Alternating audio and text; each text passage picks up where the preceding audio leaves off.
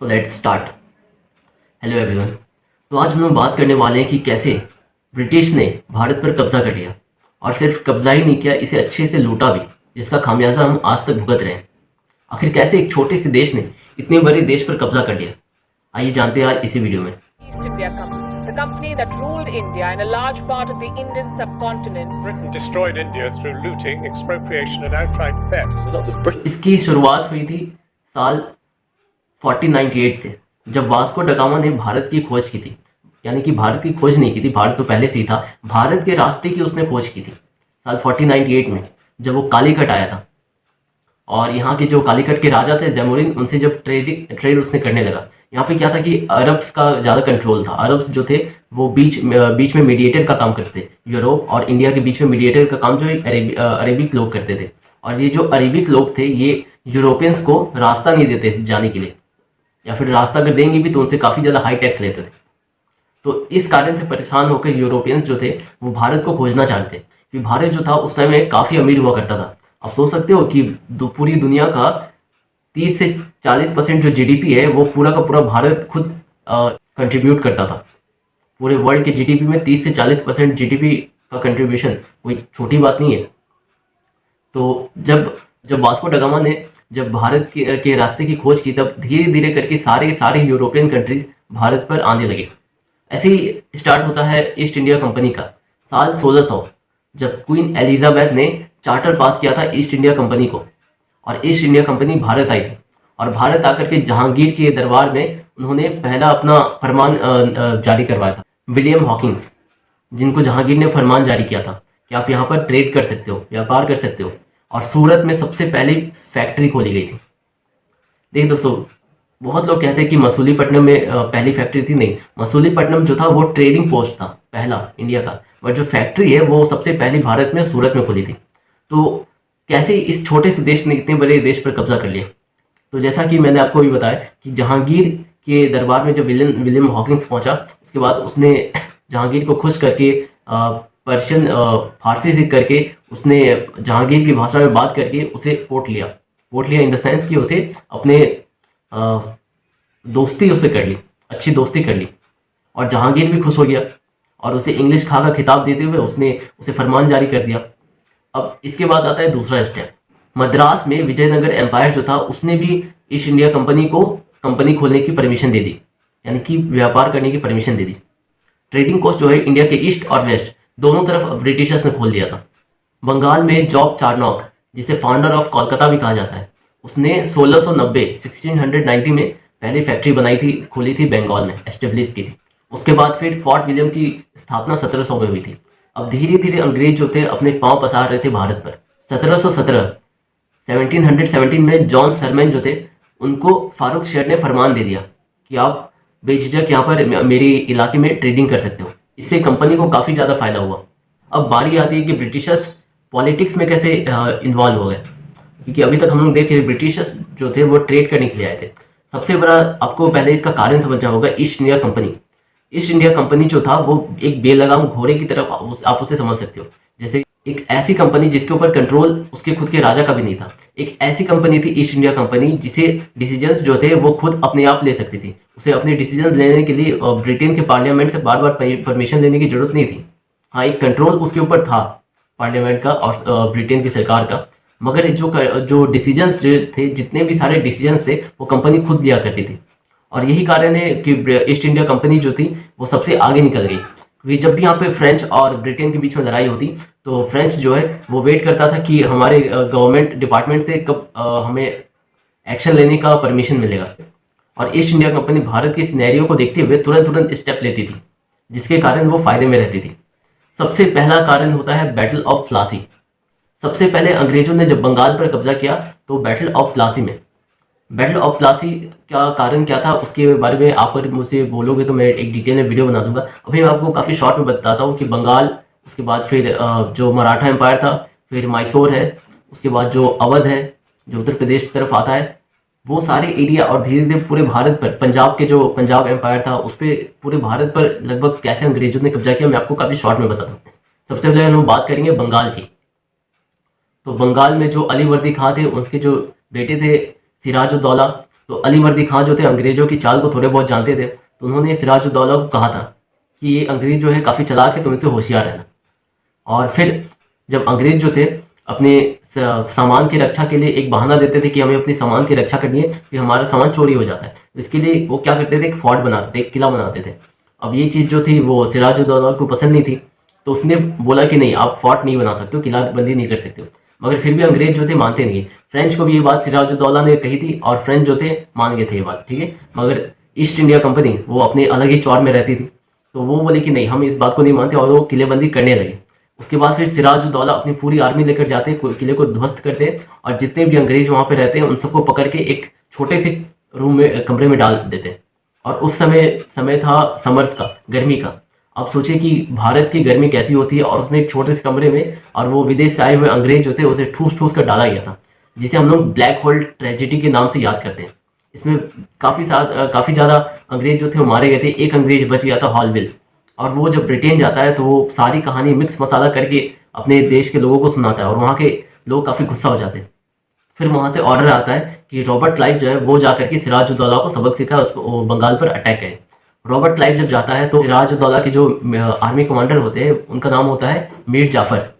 अब Robert Clive था चालाक इंसान, उसने क्या किया कि मीर जाफ़र को अपने साइड मिला दिया, कहा कि आप लड़ाई करो ही मत अपने साइड से, और हम जो है आपको राजा बना देंगे।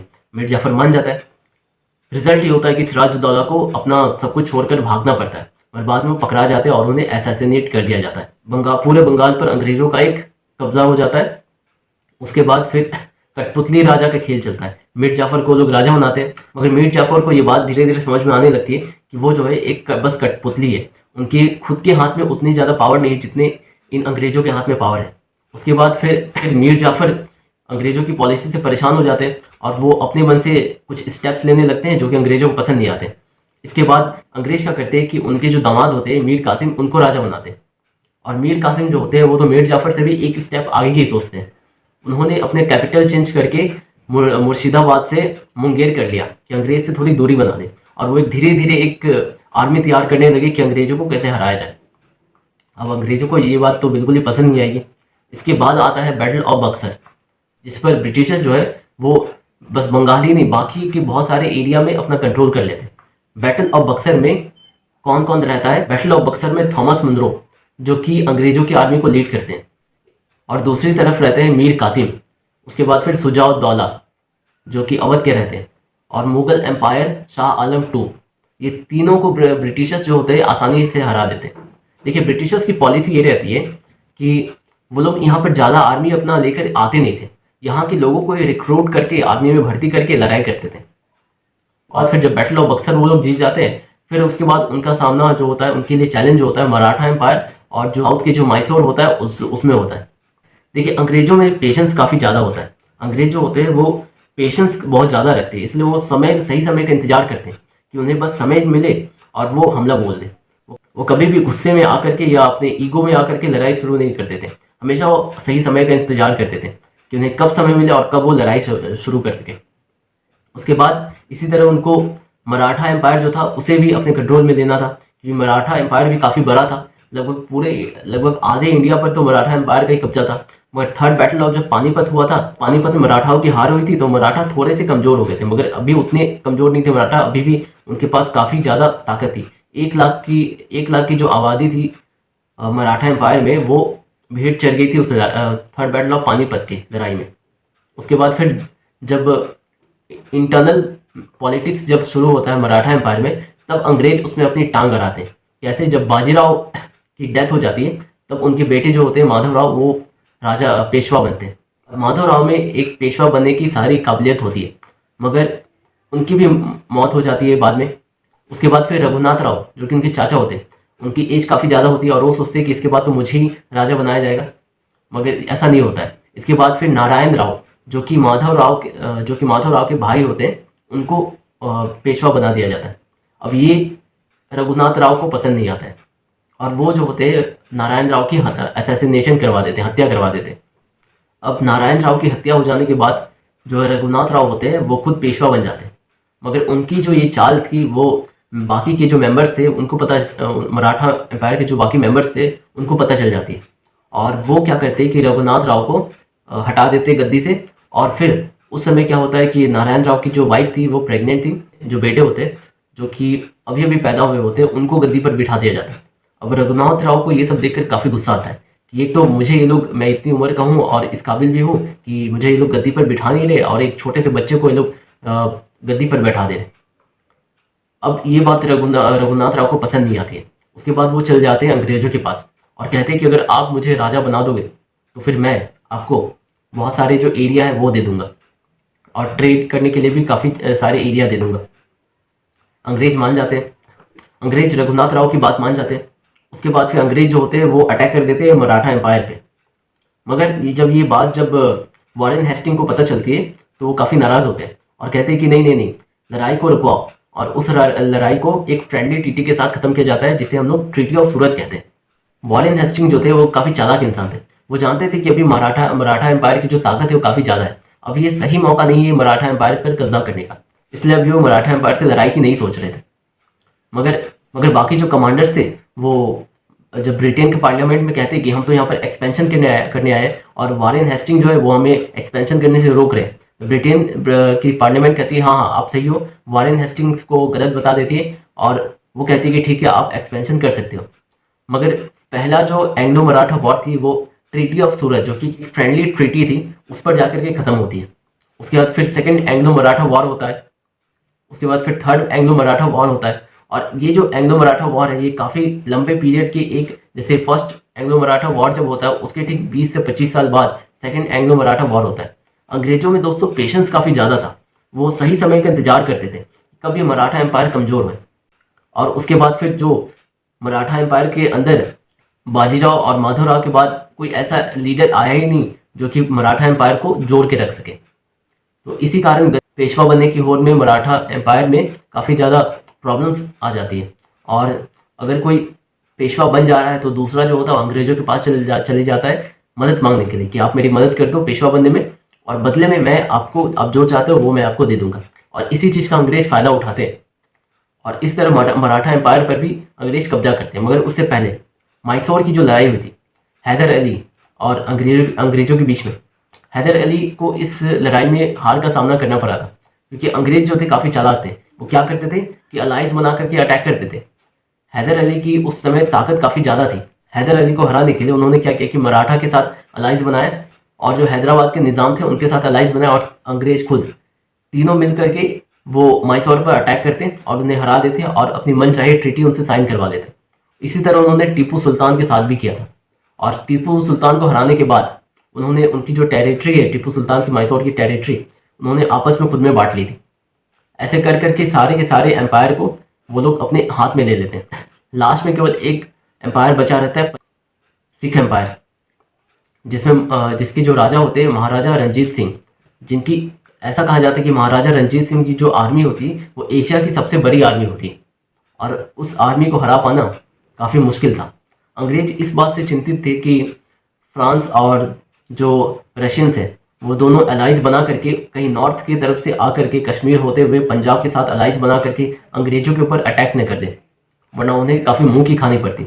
इसलिए वो सिख एम्पायर को अपने कंट्रोल में लेने के लिए उतावलू थे। मगर जब तक महाराजा रणजीत सिंह थे तब तक अंग्रेज कुछ नहीं कर पाए थे।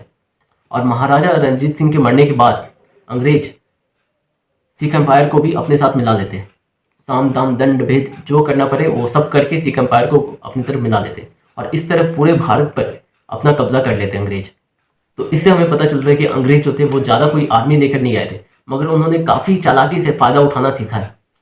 अंग्रेज इतने चालाक थे कि जब वो देखते थे कि राजगद्दी को लेकर के, कुर्सी को लेकर के जब लड़ाइयाँ हो रही है घर के बीच में, तब वो उनके पर्सनल मैटर में इंटरफेयर करने जाते थे और किसी एक को सपोर्ट करके दूसरे को हरा देते थे।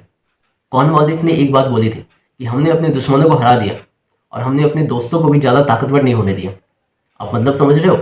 जो घर की जो लड़ाई होती है, अगर देखिए अगर आपकी घर की कोई लड़ाई है और कोई तीसरा अगर आपकी घर की लड़ाई में इंटरफेयर कर रहा है तो आपका पूरी तरीके से फ़ायदा उठा सकता है।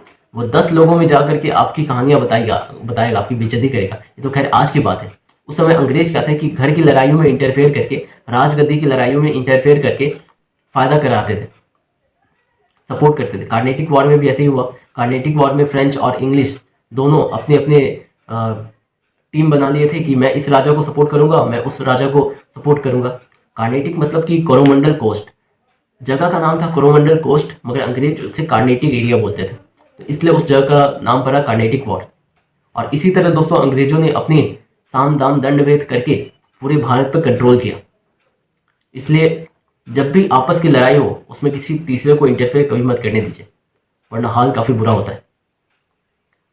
तो इस वीडियो से आपको उम्मीद होगी कि पता चला होगा कि अंग्रेजों ने पूरे भारत पर कंट्रोल कैसे किया। मिलते हैं आपसे अगले वीडियो में, और आप मुझे कमेंट करके बताइएगा कि अगला वीडियो में किस टॉपिक पर बनाऊं। Thank you.